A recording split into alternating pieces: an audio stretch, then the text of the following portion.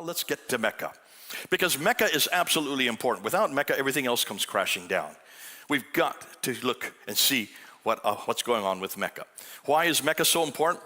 Because it still exists today, therefore it can still be researched today. But remember, Islam is dependent on three things: the book, the man, and the place. The book is the Quran, the man is Muhammad, and the place is Mecca. It's like a stool with three legs.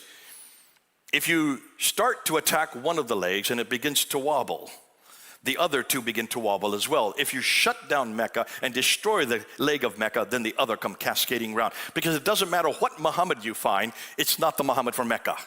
It doesn't matter what Quran you find, it's not the Quran from Mecca. And if it's not the Quran from Mecca or Muhammad from Mecca, then where's it from? It's no longer Islamic. Can you see why we start with Mecca? You've got to shut down Mecca. So let's do that. If we eradicate Mecca, then there is no Islamic Muhammad nor an Islamic Quran. So let's begin by looking at what Muslims claim for Mecca, and this is what they claim. They claim that it's the oldest city in the history of mankind. It's where Adam and Eve were sent to. Remember, as I said earlier, that Adam was thrown down to Sri Lanka, Eve was thrown down to Mecca. Whoever threw them down was not a good shot. Don't worry, Adam was big enough, tall enough, he was 90 meters tall, he went boom, boom, boom, boom, boom, and there joined his wife in Mecca. So therefore, it is the earliest inhabitant for mankind, because you can't get anything earlier than Mecca if that's where Adam and Eve are from, because there's no people earlier than Adam and Eve.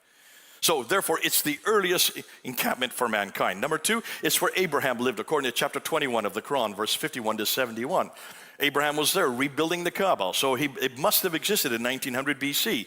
It is where all the trade, north, south, east, and west went through, according to the Islamic tradition. So it should be one of the best known and best documented places on the face of the earth. Now, I usually go through a whole hour just unpacking Mecca. We don't have time to do that because I see already we're coming up to 7 o'clock. So what I'm going to do is I'm just going to give you the conclusions of what we know about Mecca. You can go up on Fander Films and see what I do as I unpack it. That goes for 2 hours just on Mecca alone.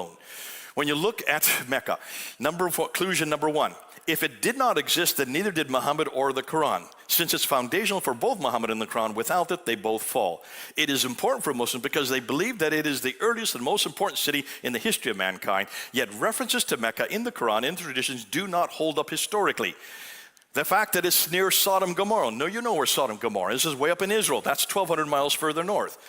That Abraham, Ishmael, and Hagar lived there. If they lived there, then we're going to have to change the Bible, because the Bible has them living in Iraq, then going up to Haran, then coming down to what is today Israel. Can you see why you're going to have to change everything that we see in the Bible if this were the case? I have nobody anywhere that believes that Abraham actually lived in Mecca. If he lived in Mecca, then you've got to show me some evidence for that. More than that. Number two, the vegetation and peoples listed there are all 600 miles. If you look at the Quran, it's full of reference to this great place that's full of vegetation. It has trees, it has clay, it has loam, it has grass, it has water. It has olive trees. Folks, anybody that knows anything about vegetation knows that olive trees are only grown around the Mediterranean. That's 1,000 miles further north. You cannot have olive trees that far down. And as you're going to see, Mecca is the worst place for olive trees to grow. Ironically, though it's claimed to be the greatest city in the history, the Quran itself only refers to it once. In chapter 48, verse 24, if it's the oldest city, the greatest city in history, why is it only referred to one time?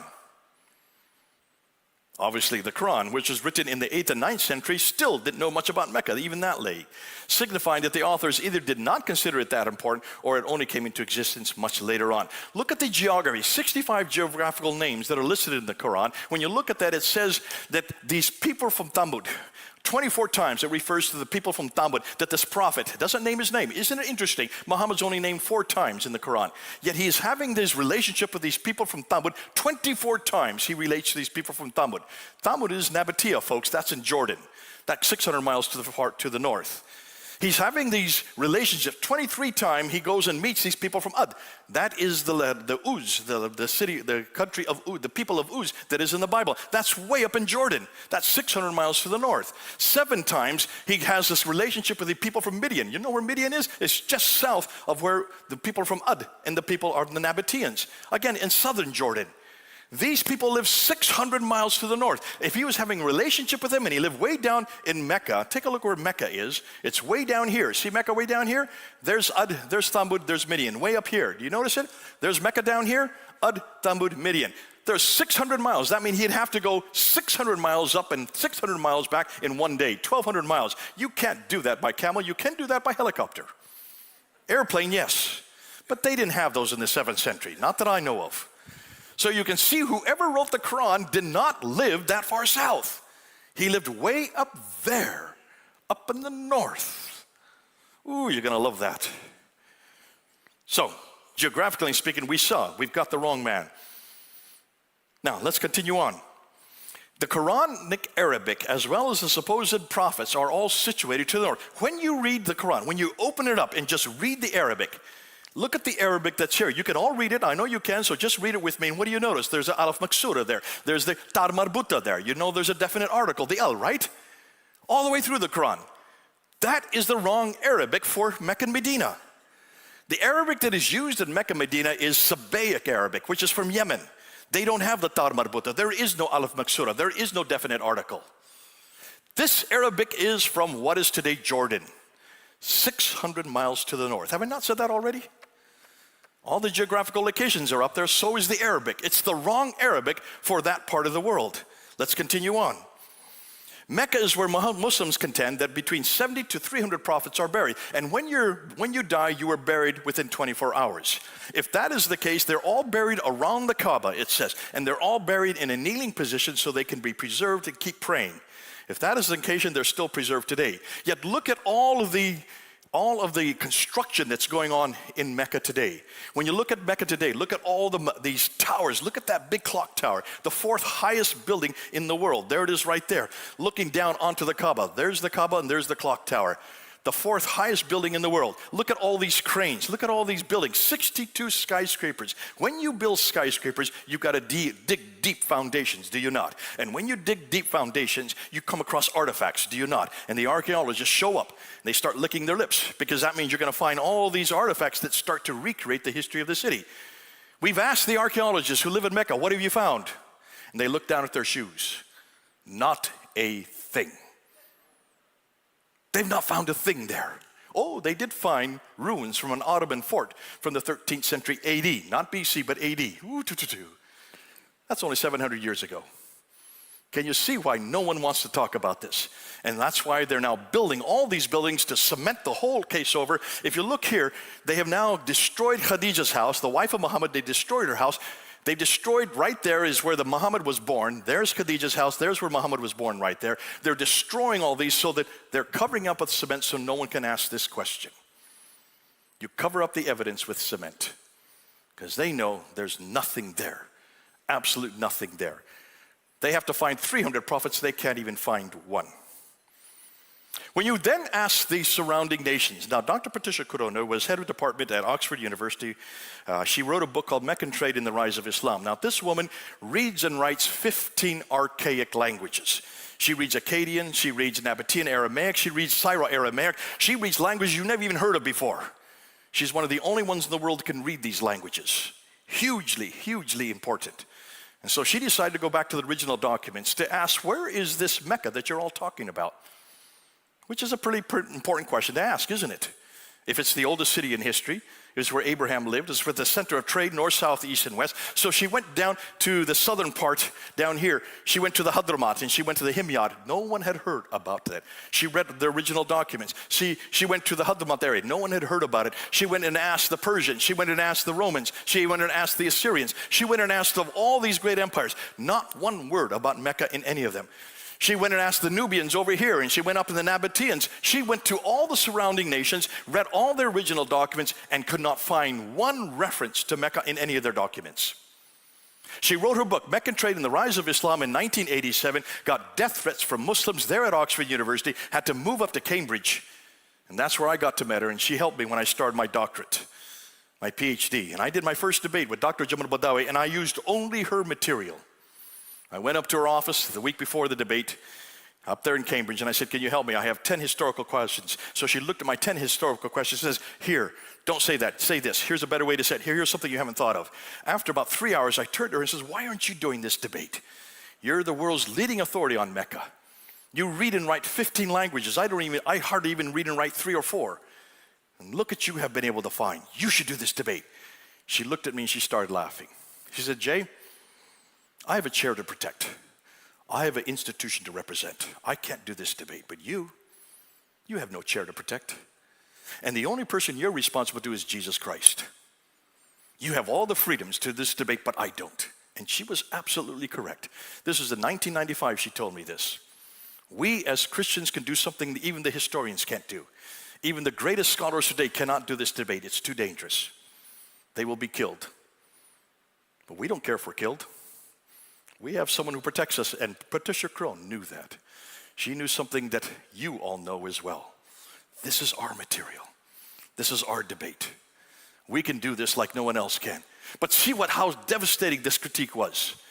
She went and looked at all the other insignificant towns that were there around Mecca and said, well, listen, maybe these towns were not known about either. Maybe it's just because that part of the world was just not known. So she went to Aden, she went to Najran, she went to Taif, she went to Yathrib, she went to Khaybar, she went to Tabuk, she went to Petra, she went to Gaza. All these insignificant towns that are right surrounding Mecca up on the western plateau, and she found references to every one of them that go all the way back to 300 BC.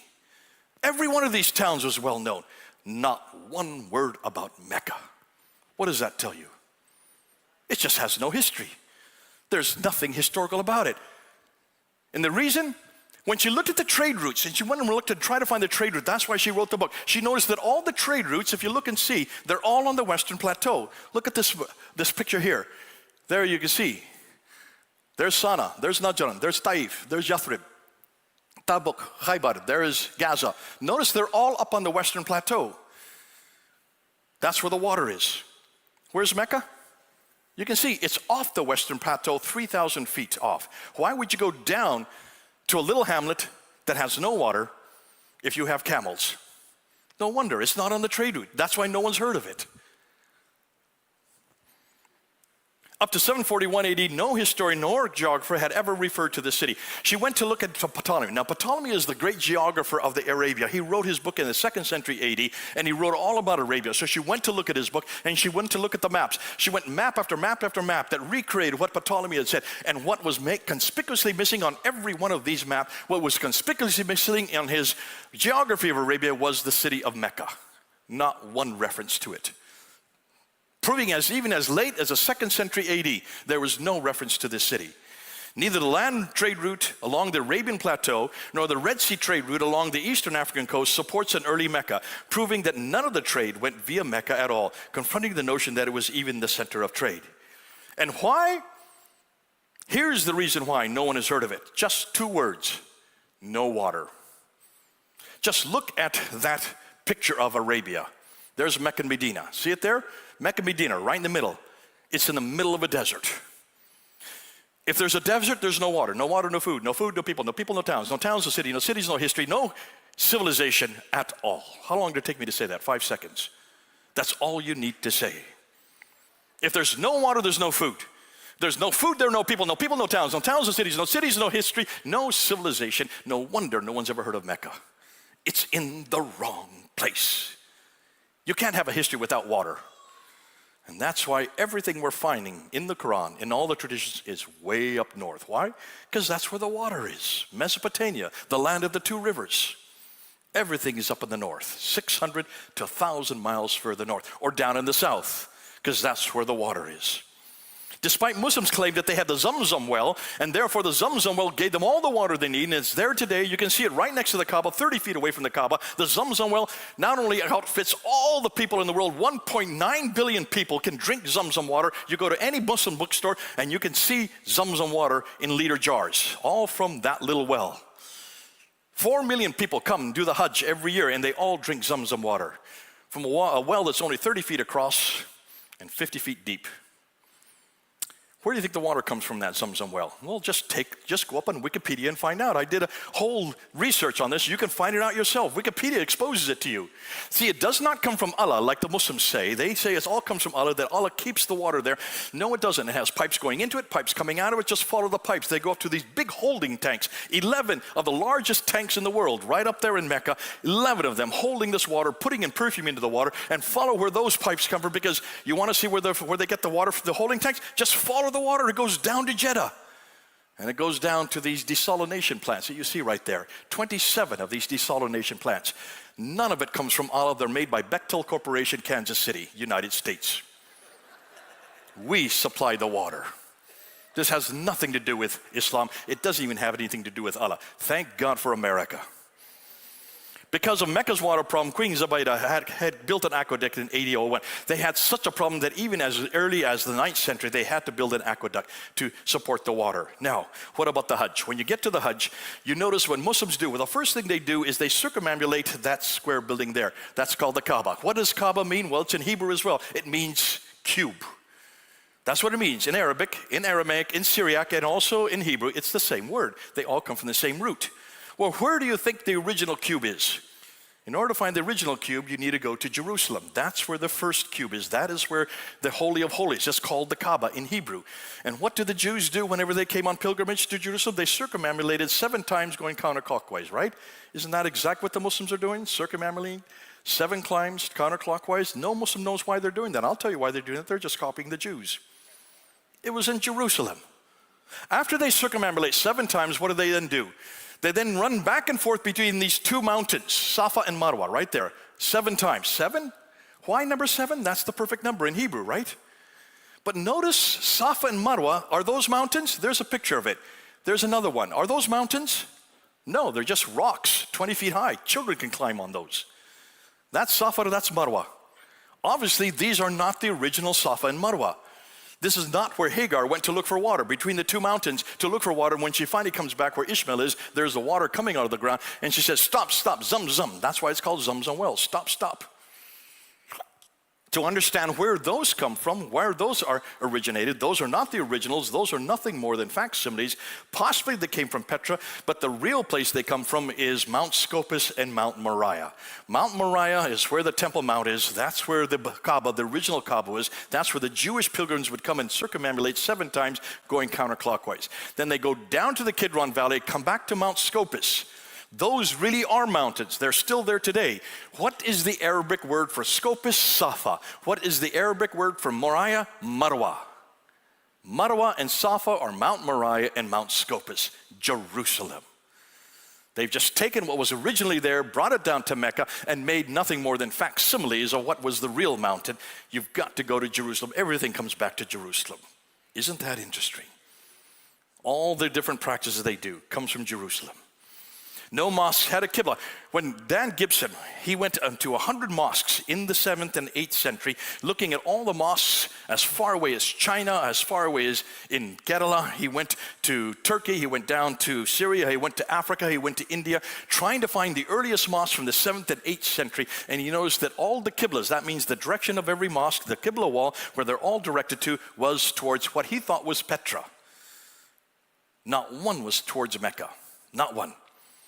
Not until 715, the 8th century. Nothing was towards Mecca. And then in 715, suddenly the mosques start to face Mecca. That's 100 years too late. By 856, then all of them were facing Mecca. But that's 200 years too late.